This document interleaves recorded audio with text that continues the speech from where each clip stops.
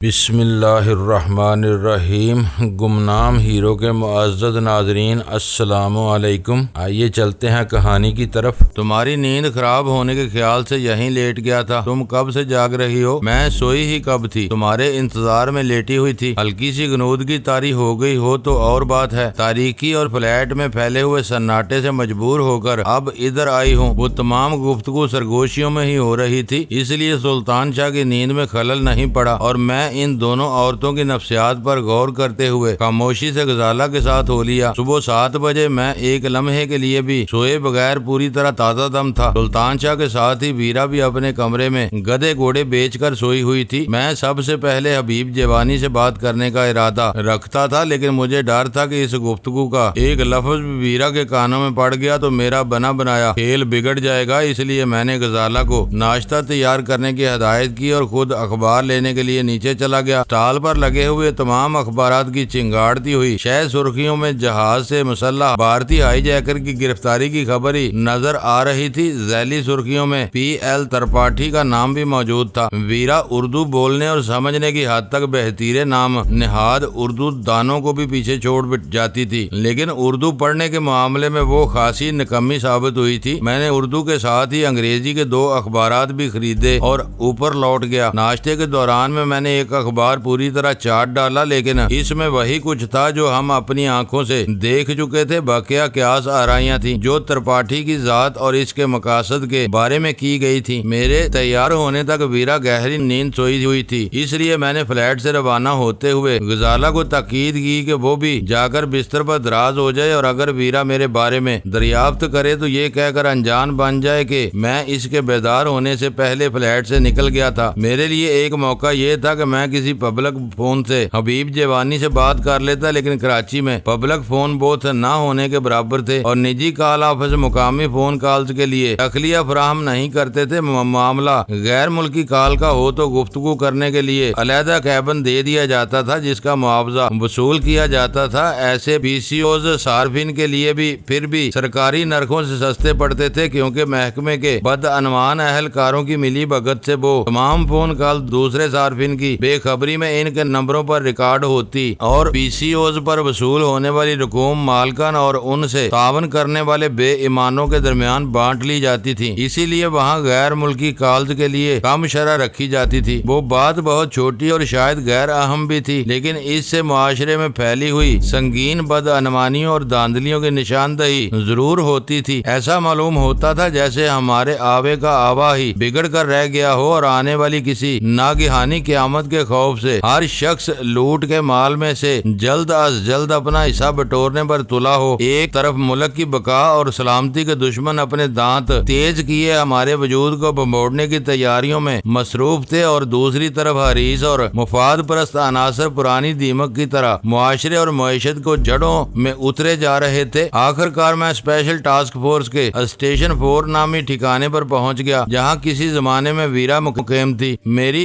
صورت دیکھتے ہی مسلح دربان نے پھاٹک کھول دیا۔ میں اپنی گاڑی اندر پارک کر کے کسی روک ٹوک کے بغیر اس دفتر کی طرف بڑھتا چلا گیا جہاں اول خان کو موجود ہونا چاہیے تھا۔ مجھے غیر متوقع طور پر اپنے سامنے دیکھ کر اول خان کا چہرہ بے پناہ مسرت سے دمک اٹھا اور اس نے اپنی کرسی چھوڑ کر والہانہ انداز میں مجھے اپنے سینے سے لگا لیا۔ یوں محسوس ہو رہا تھا جیسے اس کا کوئی بچھڑا ہوا عزیز مل رہا ہو۔ اول خان کے اس والہانہ استقبال پر میرا دل بے اختیار باری ہونے لگا۔ وہ کافی دیر مجھ سے میرا حال پوچھتا رہا۔ اس ضمن میں غزالہ کا ذکر بھی آیا۔ ہانگ کانگ سے فون پر گفتگو کرتے ہوئے میں نے اس سے اپنی شادی کا ذکر نہیں کیا تھا۔ بات چھیڑنے پر میں نے اپنی غزالہ کی شادی کا انکشاف کیا تو وہ خوشی سے اچھل پڑا۔ تم نے یہ کام کر کے اپنی اور بھابھی کی عاقبت سنوار لی، اس نے جذباتی لہجے میں کہا۔ مرد اور عورت کو ایک دوسرے لاکھ محبت ہو، لیکن شادی کے بغیر ان میں مکمل ہم آہنگی پیدا نہیں ہوتی ہے، نہ ان پر ایک دوسرے کا کوئی حق بنتا ہے۔ میرا خیال ہے اب تمہاری زندگی تیزی کے ساتھ پرسکون ہوتی چلی جائے گی، لیکن تم سے ایک شکوہ ضرور رہے گا کہ تم نے اپنی شادی کے موقع پر مجھے یاد نہیں رکھا۔ یہ شادی مکاؤ میں ہوئی تھی اور وہاں میں خود کو بھی بھولا ہوا تھا۔ میں نے ہنس کر کہا، یہ سب لمبی کہانیاں ہیں جو بعد میں بھی چلتی رہیں گی۔ فی الحال مجھے تخلیہ کے ساتھ ایک عدد فون کی ضرورت ہے، اس سے فارغ ہو کر ہم بہت لمبی بیٹھک جمائیں گے۔ کیوں؟ مجھے تم سے بہت سی باتیں کرنی ہیں۔ یہ ڈائریکٹ لائن ہے، اس نے سبز رنگ کا ایک فون میری طرف سرکاتے ہوئے کہا، تم اطمینان کے ساتھ یہیں سے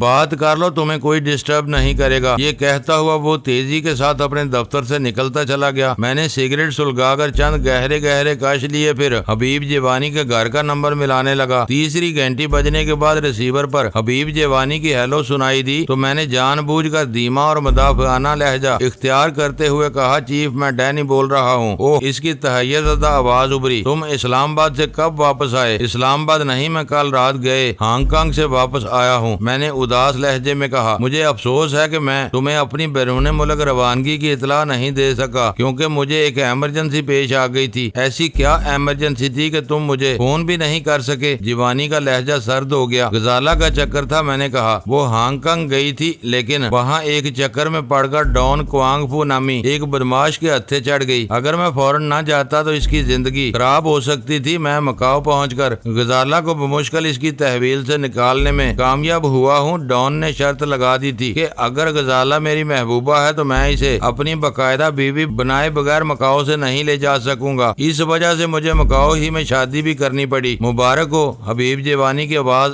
جذبات سے یکسر آ رہی تھی۔ شاید اب تمہاری زندگی میں ٹھہراؤ پیدا ہو سکے گا۔ ڈان نے یہ ایک نیک کام کیا ہے، شکریہ، لیکن اسی کے ساتھ ایک بہت بری خبر بھی ہے۔ میں نے اس کی بات کاٹ کر کہا۔ وہ کیا؟ حبیب جیوانی نے متجسس لہجے میں سوال کیا۔ تمہیں معلوم ہے مجھے پہیلیوں سے چڑ ہے، اس لیے ایک ہی سانس میں اپنی پوری کہانی سناتے چلے جاؤ۔ مجھے یہ دیکھ کر حیرت ہوئی کہ مکاؤ کا ڈان ہمارے ڈان 3 کا بچپن کا دوست تھا اور اس سے ملنے کے لیے مکاؤ گیا تھا۔ اس کے اعزاز میں ڈان نے ایک بہت بڑی دعوت کی تھی اور اسی دعوت میں میری اور غزالہ کی شادی کا اعلان بھی کیا گیا تھا، لیکن ڈان 3 کو ہیلی کاپٹر سے اترنے کے بعد ایک چینی نے زہریلے تیر سے ہلاک کر دیا۔ ڈان شدید صدمے اور اشتعال کے باوجود اسے بچانے کے لیے کچھ نہیں کر سکا۔ تم نے میری اجازت کے بغیر پاکستان سے باہر جا کر اپنی حدود سے تجاوز کیا ہے، لیکن مجھے خوشی ہے کہ تم جھوٹ بولنے کے بجائے مجھے سچ بتا رہے ہو۔ یہ تنظیم کے ساتھ تمہارے خلوص اور وفاداری کا سب سے بڑا امتحان تھا۔ میں تمہاری زبان سے تمہاری کہانی سننی چاہتا تھا، ورنہ مکاؤ میں ڈان نیشی کاؤ کے قتل کے بارے میں مجھے سب کچھ معلوم ہے۔ مجھے یہ بھی معلوم ہو گیا تھا کہ تم اسلام آباد کے بجائے مکاؤ میں موجود تھے۔ خدا کا شکر ہے کہ میں اس امتحان میں پورا اترا ہوں، میں نے اپنے دل کی گہرائیوں سے کہا۔ لیکن چیف، یہ امتحان کب تک ہوتے رہیں گے؟ اب تو تمہیں مجھ پر پورا اعتماد ہو جانا چاہیے۔ تمہاری پوزیشن بہت مخدوش اور خطرناک ہو چکی ہے۔ تم کسی بڑے کی اجازت کے بغیر ایک غلط وقت پر مکاؤ میں موجود تھے اور تمہاری موجودگی میں وہاں ڈان 3 کا قتل ہوا ہے۔ اس واردات کے سلسلے میں اپنی پوزیشن صاف کرنے کے لیے تمہیں دانتوں پسینہ آ جائے گا، مگر کیوں؟ اس واردات سے میرا کوئی تعلق نہیں تھا۔ میں تو غزالہ کو لینے کے لیے وہاں گیا تھا۔ ڈان 3 کو دیکھنے تک میرے فرشتوں کو بھی علم نہیں ہو سکا تھا کہ ڈان کوانگ فو کا متوقع دوست ہمارا ڈان نیشی کا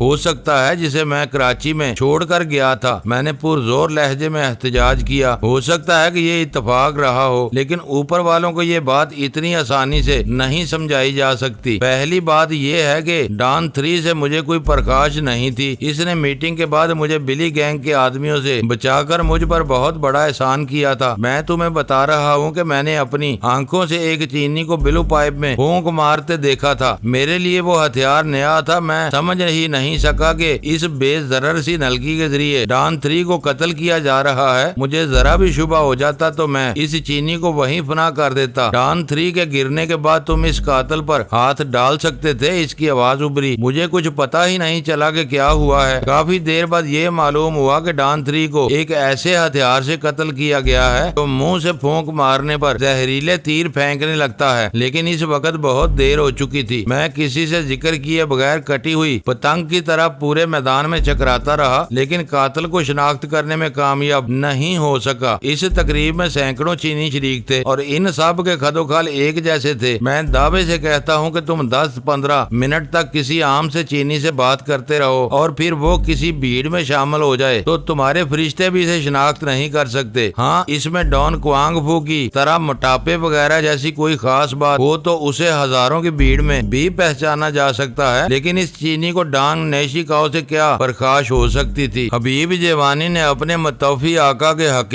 نمک ادا کرتے ہوئے شرلاک ہومز بننے کی کوشش شروع کر دی۔ ذاتی پرخاش اور گروہ بندی دونوں طرح کے امکانات ہو سکتے ہیں۔ میں نے بھی ڈاکٹر واٹسن کی طرح بے سروپا امکانات پر کیا قیاس آرائی شروع کر دی۔ شاید تمہیں علم ہوگا کہ ڈان کوانگ فو کی طرح ڈان نیشی کاؤ کا خاندان بھی صدیوں سے شنگھائی کے مضافات میں رہتا چلا آ رہا ہے۔ دونوں کی دوستی کی بنیاد بھی اسی ہمسائیگی پر تھی۔ ان دونوں پھیلتے ہوئے خاندانوں کے بہتیرے افراد چین سے فرار ہو کر ہانگ کانگ، مکاؤ سے امریکہ تک میں آباد ہو چکے ہیں، لیکن ان کی جڑیں ابھی تک قدیم شنگھائی میں ہی ہیں۔ ہو سکتا ہے کہ برسوں پہلے ڈان نیشی کاؤ یا اس کے بزرگوں نے کسی کے ساتھ کوئی بڑی زیادتی کی ہو اور وقت گزرنے کے ساتھ ساتھ اسے بھول گئے ہوں، لیکن متاثرہ فریق اپنی تذلیل یا حق تلفی کو فراموش نہ کر سکا ہو۔ اگر ایسے کسی آدمی کے دل میں ڈان نیشی کاؤ کے لیے کینہ پروان چڑھ رہا تھا تو اس کے لیے اپنے پرانے دشمن سے بدلہ لینے کے لیے ڈان کی اس بڑی تقریب سے بہتر کوئی اور جگہ نہیں ہو سکتی تھی۔ ڈان مکاؤ کا بے تاج بادشاہ کہلاتا ہے۔ وہ سوچ بھی نہیں سکتا تھا کہ اس کی حویلی میں اس کی آنکھوں کے سامنے کوئی شخص اس کے قریبی دوست اور معزز مہمان پر وار کرنے کی جرت کر سکے گا۔ اسی حد سے بڑے ہوئے اعتماد کی وجہ سے اس تقریب میں حفاظتی انتظامات نہ ہونے کے برابر تھے، جن سے کوئی بھی کینہ پرور دشمن بھرپور فائدہ اٹھا کر ڈان نیشی کاؤ کو ٹھکانے لگا سکتا تھا۔ تمہاری یہ تمام معلومات قابل رشک ہیں، سیٹھ حبیب جیوانی نے رشک اور حیرت کے ساتھ میری بات کاٹتے ہوئے کہا۔ مجھے ڈان نیشی کاؤ کے اس خاندانی پس منظر کا کوئی علم نہیں تھا، لیکن میں موقع واردات کا چشمدید گواہ تھا۔ ڈان 3 کو میری نظروں کے سامنے قتل کیا گیا تھا، میں نے پرزور لہجے میں کہا۔ اپنے ایک بڑے کے قتل پر میرے اندر ایک حیوان جاگ اٹھا تھا۔ میں جب تک مکاؤ میں رہا اسی واردات کا کھوج لگانے میں مصروف رہا، جس کے نتیجے میں یہ تمام باتیں میرے سامنے آئیں۔ میں تمہارے نظریے سے متفق ہوتا جا رہا ہوں۔ تمہاری فراہم کی ہوئی یہ معلومات تمہاری پوزیشن صاف کرنے میں بہت زیادہ مدد کریں گی۔ میں آج ہی میلان بات کرنے کی کوشش کروں گا، لیکن ابھی میری بات ادھوری ہے۔ اس مارکے میں سیٹھ حبیب جیوانی کو ذہنی مار دینے کا احساس کرتے ہوئے میں نے فخریہ لہجے میں بات جاری رکھی۔ یہ کسی پرانی دشمنی کا پہلو تھا، لیکن ڈان نیشی کاؤ کی آمد سے پہلے ڈان کوانگ فو نے مکاؤ میں اپنے ایک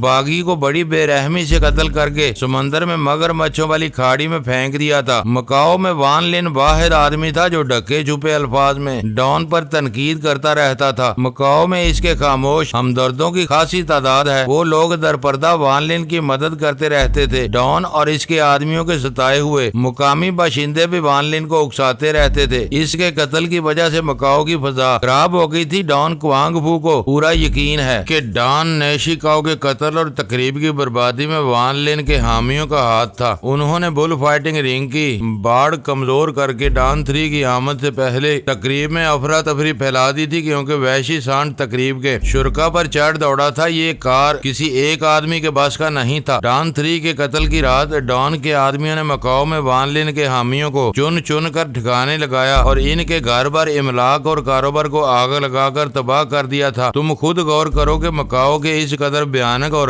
غیر یقینی حالات میں کس قدر بے بس اور بے حیثیت تھا۔ ڈان 3 کے قتل کے بارے میں مجھ پر تو شبہ ہی نہیں کیا جا سکتا۔ تمہاری بات میری سمجھ میں آ رہی ہے۔ فون پر حبیب جیوانی کی پرخیال آواز ابری۔ وہ ڈان اور وان لن جیسے دو بدمست ہاتھیوں کی لڑائی تھی۔ اس میدان میں مجھ جیسے بے بذات آدمی کا دخل ہی نہیں تھا۔ وہ بے رحمی کے ساتھ مجھے بھی ذبح کر کے آدم خور مگر مچھوں والی کھاڑی میں پھینک دیتے۔ تمہاری غیر حاضری میں تمہارے فلیٹ میں کون رہ رہا تھا؟ چند ثانیوں کے توقف کے بعد وہ ایک نیا سوال کر بیٹھا۔ کوئی بھی نہیں، میں نے پورے اعتماد کے ساتھ سفید جھوٹ کا سہارا لیتے ہوئے کہا۔ فلیٹ میرے ایک دوست کی ملکیت ہے۔ اس کی بیوی فلیٹ کی صفائی وغیرہ کے لیے ضرور آئی ہوگی، کیونکہ طویل غیر حاضری کے بعد بھی فلیٹ مجھے بالکل صاف ستھرا اور آراستہ ملا تھا۔ لیکن تم یہ کیوں پوچھ رہے ہو؟ مجھے کل ہی اطلاع ملی کہ ڈان 3 کے قتل کے وقت تم مکاؤ میں موجود تھے۔ اس کے بعد میں نے 3 مرتبہ تمہارا نمبر ملایا، لیکن ہر بار ایک نسوانی آواز سننے کے بعد فون بند کرنا پڑا۔ اب مجھے تمہارے ایسے مراسم اور معمولات کے بارے میں جاننا پڑے گا، ورنہ میری لا علمی سے شدید غلط فہمیاں بھی پیدا ہو سکتی ہیں۔ تم ٹھیک کہہ رہے ہو، میں نے ہلکے سے کہہ کے ساتھ کہا۔ فلیٹ کی حالت دیکھ کر غزالہ کو بھی شبہ ہوا تھا کہ میں نے کہیں اس کی غیر حاضری میں کسی اور عورت سے دوستی نہ کر لی ہو۔ پھر اب تمہارا کیا پروگرام ہے؟ آج آرام کرنے کا موڈ ہے؟ کل بینکاک سے کراچی تک کا سفر خاصا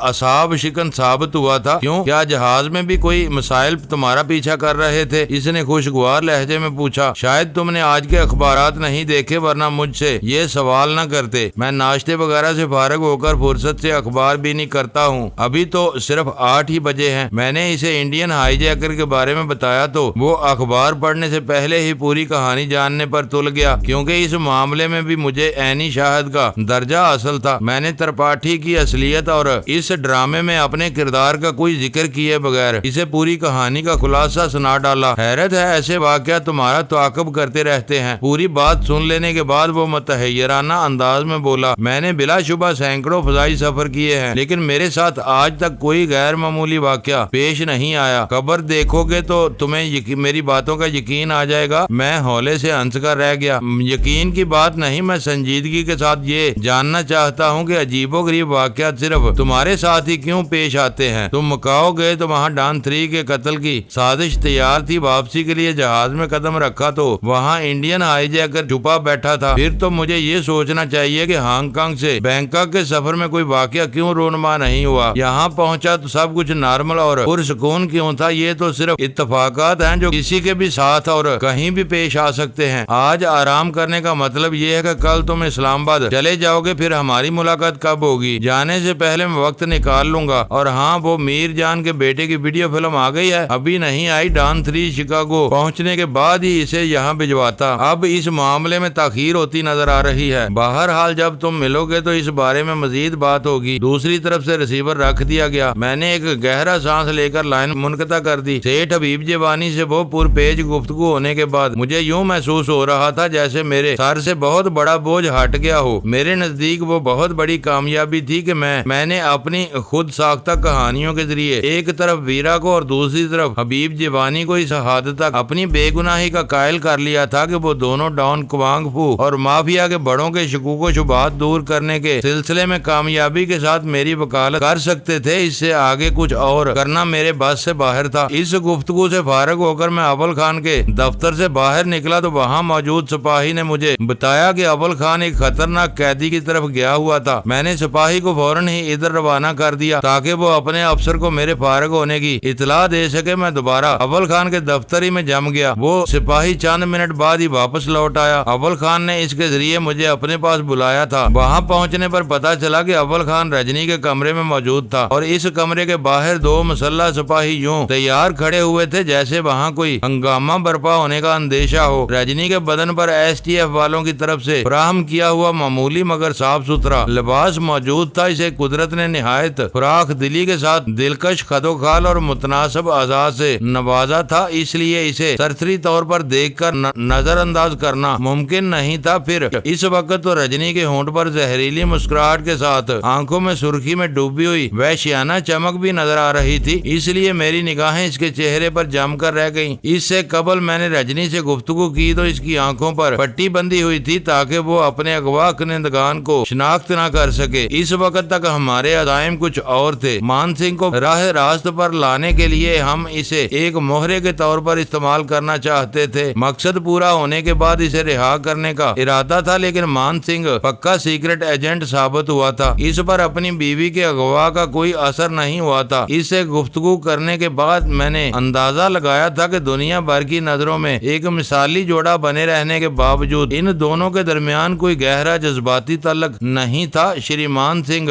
اپنی پیشہ ورانہ سرگرمیوں میں کھویا رہتا تھا۔ رجنی اپنی زندگی کے ہر لمحے سے رنگینیاں نچوڑ لینے میں مصروف تھی۔ اپنے دوستوں کے علاوہ وہ اپنے نام نہاد شوہر کے دوستوں کے لیے بھی پکے ہوئے پھل کی طرح تھی جو چاہے ذرا سی کوشش سے حاصل کر لے۔ شریمان اپنی پتری کے ان کرتوتوں سے پوری طرح باخبر تھا، بلکہ موتن لال کے معاملے میں تو یہ بات بھی پایا ثبوت کو پہنچ گئی تھی کہ خود شریمان نے رجنی اور موتن لال کو ایک دوسرے کے قریب ہونے کا موقع دیا تھا۔ اس طرح شاید وہ اپنے پیشہ ورانہ مقاصد کے حصول کے لیے اپنی بیوی کے استعمال کا عادی ہو چکا تھا۔ شریمان سنگھ اپنے خاندانی وقار اور معاشرتی حیثیت کے تحفظ کے لیے ایک خاموش سمجھوتے کے تحت رجنی کے ساتھ گزارا کر رہا تھا۔ رجنی کی زندگی یا موت سے اسے زیادہ فرق نہیں پڑتا تھا۔ وہ ہماری دھمکیوں میں نہیں آیا اور رجنی کی رہائی کا معاملہ بھی کھٹائی میں پڑ گیا، جس کے نتیجے میں وہ اس وقت بھی اسٹیشن 4 پر نظر آ رہی تھی۔ اسے شریمان سنگھ کی موت سے باخبر نہیں کیا گیا تھا۔ اسے بتا بھی دیا جاتا تو شاید اس پر زیادہ فرق نہ پڑتا۔ یہ عورت اپنی قابل نفرت حرکتوں کی وجہ سے ہمارے لیے عذاب بن چکی ہے۔ اول خان نے مجھ سے کہا، وہ رجنی سے زچ آیا ہوا نظر آ رہا تھا، پھر اسے بھی ذبح کر دو۔ میں نے سرد اور سپاٹ لہجے میں کہا، اس سے تو بہتر ہے کہ تم مجھے اپنی محروم آدمیوں کے حوالے کر کر دو، وہ خود ہی نوچ کھسوٹ کر میرے بدن کا ریشہ ریشہ الگ کر دیں گے، مگر وہ موت بڑی لذت انگیز ہوگی۔ میں کپڑے اتار کر لیٹتی ہوں تو ان بیچاروں کی حالت قابل دید ہو جاتی ہے، وہ مجھے دیکھنا بھی چاہتے ہیں اور نظریں بھی چراتے ہیں، فطرت انہیں میری طرف دھکیلتی ہے، لیکن تم لوگوں کا نمک انہیں مجھ سے دور کھینچتا ہے۔ اس نے خاموش ہو کر اپنی آنکھیں میرے چہرے پر گاڑ دیں اور چند ثانیوں بعد بولی، پتہ نہیں تم کیسے مرد ہو کہ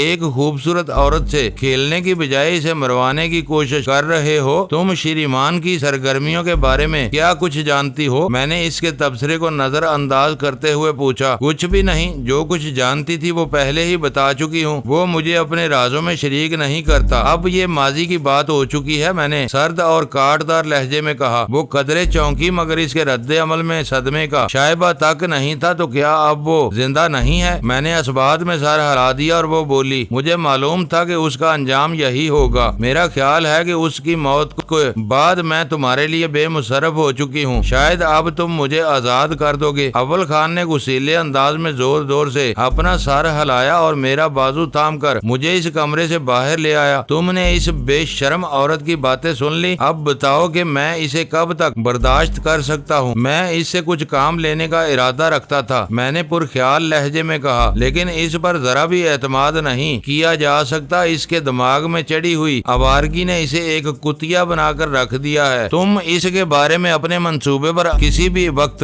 عمل کر سکتے ہو۔ میری بات سنتے ہی اول خان کا چہرہ خوشی سے کھل اٹھا، یہاں میڈیکل ایکسپرٹ آیا ہوا ہے، میں آج ہی اس کا کام کی ابتدا کرا دیتا ہوں، یہ کل تک اپنا ذہنی توازن کھو کر لمبے سفر کے لیے تیار ہو چکی ہوگی۔ ہم دونوں باتیں کرتے ہوئے دفتر کی طرف آ گئے۔ اول خان نے کسی کو فون کر کے رجنی کی یادداشت محو کرنے کے معاملے پر چند منٹ تک تبادلہ خیال کیا، پھر فوری طور پر کام شروع کرنے کی ہدایت دے کر فون بند کر دیا۔ یہ کام اتنا سہل نہیں ہے، وہ مایوسانہ لہجے میں بولا، ادویات کے اثرات کے بغور مشاہدے کے ساتھ ساتھ بتدریج یادداشت زائل کی جائے گی، سریع الاثر ادویات کے استعمال کے نتیجے میں دماغی خلیے ہمیشہ کے لیے تباہ ہو جائیں گے۔ اب بھی یہ مصیبت 5-6 روز تک ہمارے سروں پر مسلط رہے گی، لیکن وہ تمہارے لیے مسائل نہیں کھڑے کرے گی۔ میں نے اسے اطمینان دلایا، دواؤں کا استعمال شروع ہوتے ہی اس کی حاضر دماغی کافور ہو جائے گی اور وہ اپنی حرکتیں بھول جائے گی، بس وہ سفر کے قابل ہو جائے تو میں اسے بنگلہ دیش روانہ کر کے اطمینان کا سانس لوں گا۔ وہ بولا، اب تم بتاؤ کہ ہانگ کانگ میں تمہیں پاکستان کے آبی ذخائر کے بارے میں خبریں کیسے مل رہی تھی؟ میں وہاں بھی انہی لوگوں کے درمیان تھا جو شیعہ کے نمک خوار ہیں۔ میں نے اس بارے میں ویرا کا نام لینے کی بجائے گول مول سا جواب دیا، ان کی باتوں میں پاکستان کا ذکر بھی آ جاتا تھا، تو کیا شیعہ اتنے بڑے پیمانے پر بھارتی عزائم کی پشت پناہی کرنا چاہ رہی ہے؟ میری بات کا الٹا ہی اثر ہوا اور اول خان بری طرح چونک پڑا۔ میں نے تو رفتہ رفتہ شیعہ کو دشمنوں کی صف سے خارج کر دیا تھا، اب بھی وہی صورتحال ہے۔ میں نے جلدی سے بات سنبھالنے کی کوشش کی، شیعہ نہ کبھی ہماری بہی خواہ تھی اور نہ آئندہ ہو سکے گی، ہم صرف ویرا کی وجہ سے شیعہ کا نشانہ بننے سے بچے ہوئے ہیں، وہ اپنی چالاکی سے کام لے کر ان کا ہر حربہ ناکام بناتی چلی آ رہی ہے۔ آج کل وہ کہاں ہوتی ہے؟ سنا ہے کہ آپریشن بلیو کراس ڈیل میں اس نے ناقابل یقین کارکردگی کا مظاہرہ کیا ہے، خوش قسمتی سے وہ کراچی ہی میں ہے اور ہمارے تعلقات بہت خوشگوار ہیں۔ میں نے ہنستے ہوئے کہا، بلیو کراس ڈیل میں اس کا کردار ناقابل فراموش رہا ہے، اس وسیع و عریض کارواں کے اچانک غائب ہو جانے پر ہمارے دشمن بری طرح بکھلائے ہوئے ہیں، انہیں معلوم ہو چکا ہے کہ پورے کانوائے میں صرف ایک ٹریلر ہی تباہ ہو سکا تھا، ویرا نے اس سازش کی ناکامی کی پوری ذمہ داری انہی پر ڈال دی ہے۔ تم ٹھیک ہی کہہ رہے ہو، ویرا درمیان میں نہ ہوتی تو شیعہ والے ایران سے روانہ کی جانے والی پوری کھیپ کو راستے ہی میں تباہ کر ڈالتے اور ہم کفے افسوس ملنے کے سوا کچھ نہ کر پاتے۔ وہ مزاج کی تھوڑی سی سنکی ہے، میں نے کہنا چاہا، لیکن دل خان نے کہا مار کر میری بات کاٹ دی، اس میں ویرا کا قصور نہیں ہے، سارے امریکی تھوڑے بہت سنکی ہوتے ہیں اور اسی کمال کی وجہ سے دنیا بھر میں ایک دوسرے کو شناخت کرتے ہیں۔ دعا کرو وہ ہماری کسی بات سے بھڑک نہ جائے، اس کا دماغ ٹھنڈا رہا تو وہ ہمارے بہت کام آئے گی۔ یہاں کے بھارتی قونصلیٹ میں اس کے گہرے مراسم ہیں، اس سے اندر کی اہم خبریں مل سکتی ہیں۔ میرپور سے پکڑے جانے والے دونوں مشتبہ آدمیوں کی پر اسرار موت کے بعد ہمارے اوپر والے بہت پریشان ہیں، اس علاقے میں ان کی موجودگی کا کوئی سبب سمجھ میں نہیں آ رہا تھا، لیکن تم نے جب سے آبی ذخائر کو لاحق خطرات کی بات سنائی ہے۔ میری تشویش میں مزید اضافہ ہو گیا ہے۔ میں نے تمہارے اندیشے اوپر والوں تک پہنچا دیے ہیں اور شاید اب تک بڑے ذخائر پر کڑی نگرانی بھی شروع کرا دی گئی ہو، لیکن عملاً یہ بہت دشوار کام ہے۔ میں حیرت اور خاموشی کے ساتھ اس کی طرف دیکھتا رہا کیونکہ اس کا آخری فقرہ میرے لیے ناقابل فہم تھا۔ میرے تاثرات بھانپ کر اس نے اپنی بات جاری رکھی۔ چند ہفتوں بعد برسات کا موسم شروع ہونے والا ہے۔ اس کے بعد دریاؤں میں پانی کا بہاؤ بہت بڑھ جائے گا۔ یہ دریا ہی آبی ذخائر کا پیٹ بھرتے ہیں، پھر فاضل پانی بند کر کے اسپل وے پر سے گزر کر آگے بڑھ جاتا ہے۔ اگر ان لوگوں نے ان نیم سیلابی دریاؤں میں بارودی ہتھیاروں کے بڑے بڑے صندوق چھوڑ دیے تو تیز بہاؤ کی وجہ سے یہ صندوق وغیرہ جھیلوں میں ضرور پہنچ جائیں گے۔ سیلابی ریلوں کے ساتھ بہ کر آنے والے کاٹ کباڑ کو روکنا انسانی بات سے باہر ہوتا ہے۔ اس کی الجھن کا سبب میرے ذہن میں آ گیا۔ وہ بہت دور کی بات سوچ رہا تھا۔ وہ لوگ چند ہفتوں تک سیلابی بہاؤ ختم ہونے کا انتظار کر سکتے تھے، حالانکہ ان کا ڈالا ہوا تخریبی مواد منزل مقصود سے قریب ترین پہنچ جائے، پھر ریموٹ کنٹرول کے ذریعے ان خاموش آتش فشانوں کے جہنم بیدار کیے جا سکتے تھے۔ پرائی سرزمین پر ایسی سرگرمیاں اتنی آسان نہیں ہوتی۔ اگر نگرانی کے ساتھ ہی قرب و جوار کی آبادیوں کو بھی اعتماد میں لے کر متوقع خطرات سے آگاہ کر دیا جائے تو تخریب کاری کے امکانات معدوم ہو سکتے ہیں۔ میں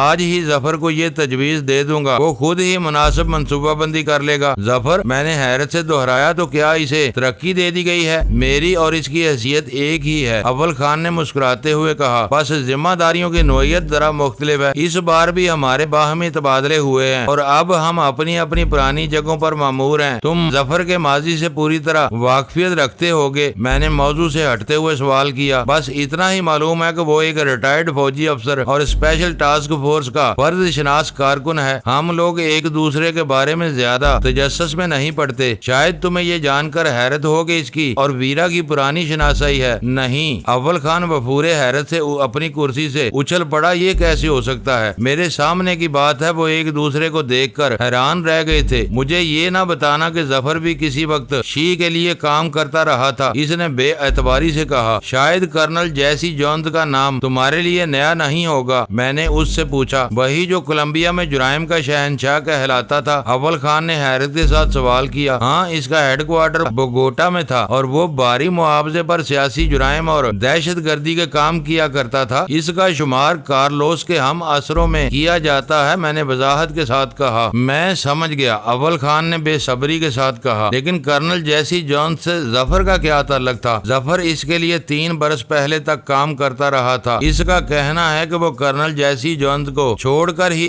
STF میں آیا تھا، اسے ڈھونڈ کر یہ جاب پیش کیا گیا تھا اور یہ سب تمہیں ویرا نے بتایا تھا؟ اول خان کی حیرت بڑھتی ہی جا رہی تھی۔ معزز ناظرین، لائک کریں، شیئر کریں اور کمنٹس باکس میں پاک آرمی زندہ باد، پاکستان پائندہ باد کا نعرہ ضرور درج کر کے اپنے ملک پر فخر کریں اور پاکستان کی بنیادیں مضبوط کرنے میں اپنا کردار ادا کریں۔ ویڈیو دیکھنے کا شکریہ۔ معزز ناظرین، اپنا خیال رکھیے گا اور ہمارے چینل کا بھی۔ ISI پاک آرمی زندہ باد، پاکستان پائندہ باد۔